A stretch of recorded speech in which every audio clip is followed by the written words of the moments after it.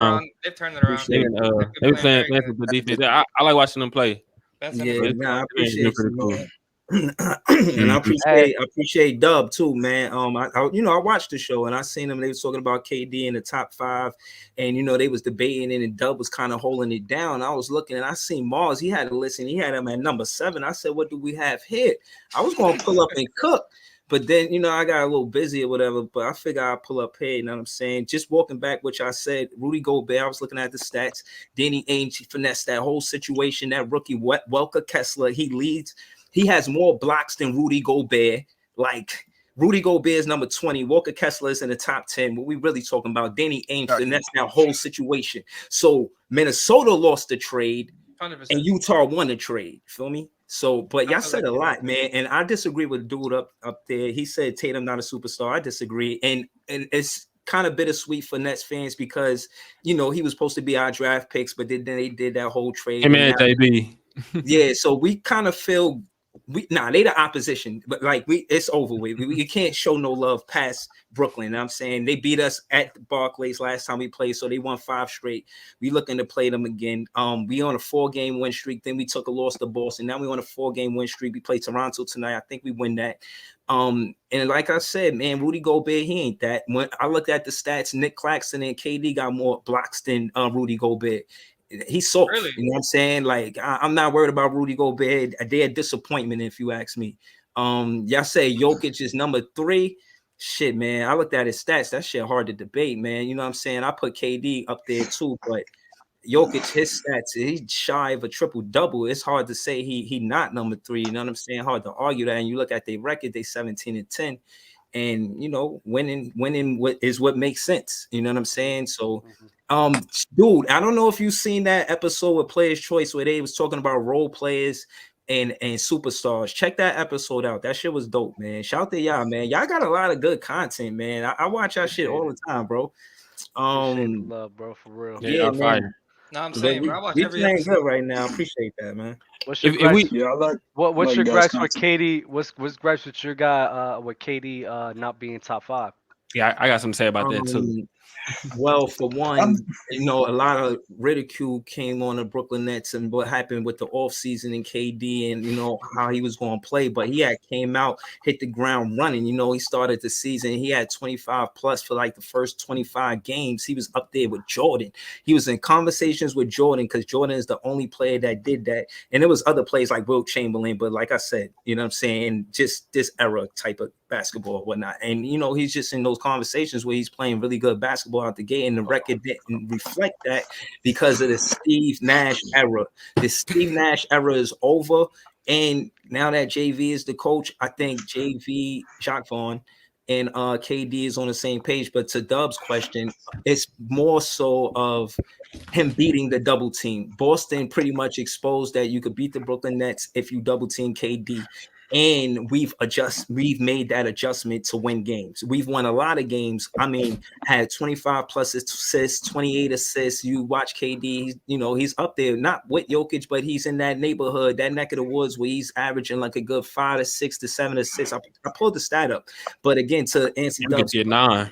yeah, the adjustment that he made is the reason why I feel like he should be top 5, because you can't double KD and beat the Brooklyn Nets anymore. We made that adjustment from the Boston Celtics sweep, and we're a better team because KD know how to beat the double, and I think he should be in top 5 because of that. And he was player of the week twice, and it's like only 10 weeks of basketball, and out of those 10 weeks he was player of the week twice. So whatever that count for, you know what I'm saying? But yeah, I think he should be top 5. I think like for me, like going into this season, like I had Jokic second, I had Giannis first. KD was still in my top 5. I think LeBron was still in my top 5 as well. With me, especially with those guys, for me to move them in the middle of the season or even at the beginning of the season, something like that, somebody has to take a huge drop off. I would probably like compare that to James Harden. Like James Harden was probably in everybody's top 10 heading into last season, beginning of last season.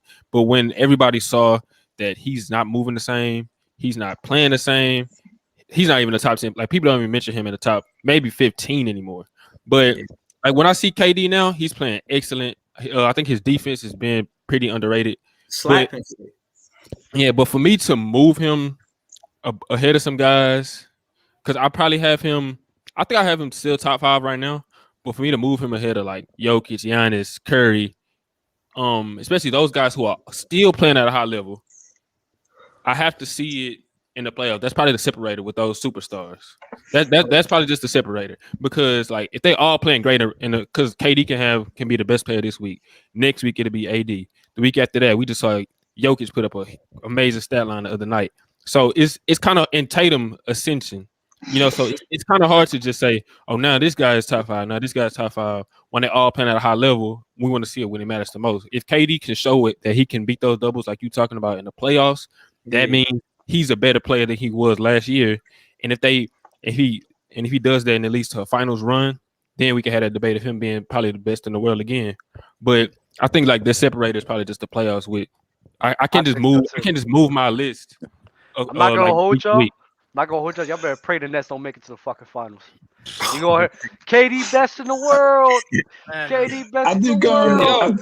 Yo, did y'all see that Joe Mazzulla stuff with him having like a Quizlet on the different players? On different players for that was crazy. Yeah, he a military guy. He tactical and all of that. We know who he is. Like I said, we study him. They study us. We study them.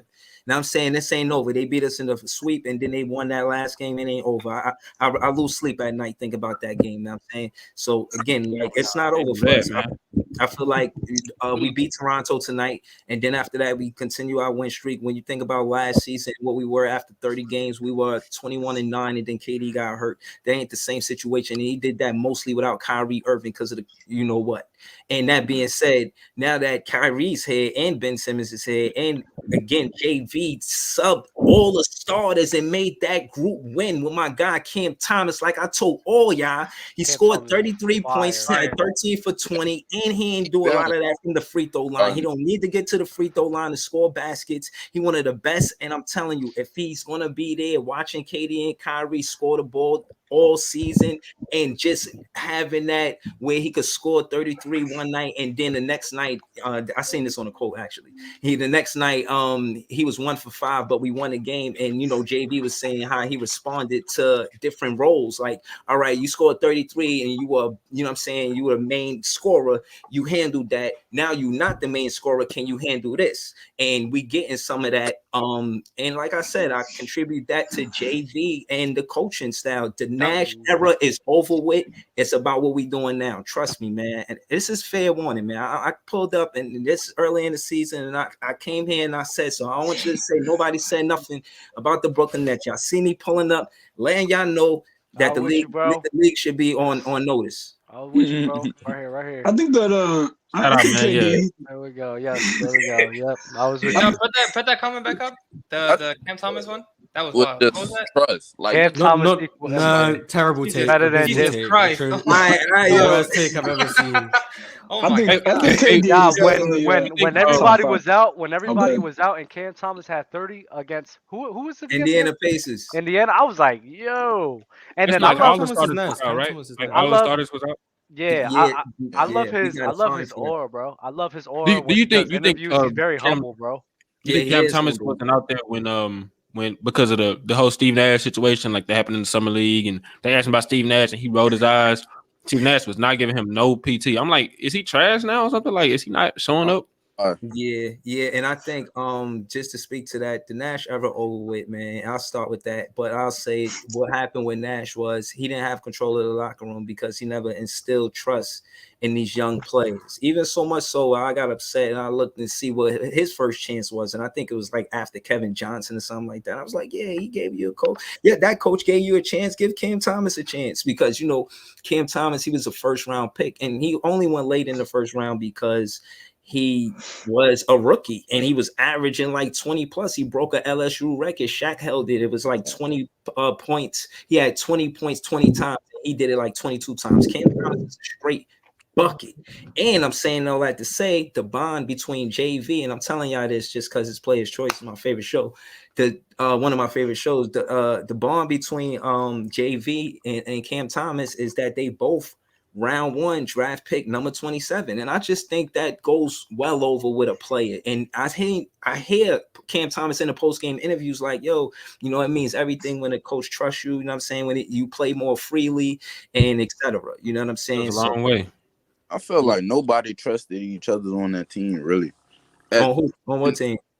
On that Nets team. I really This felt year or last year? The Steve Nash teams. I felt like Steve Nash teammates.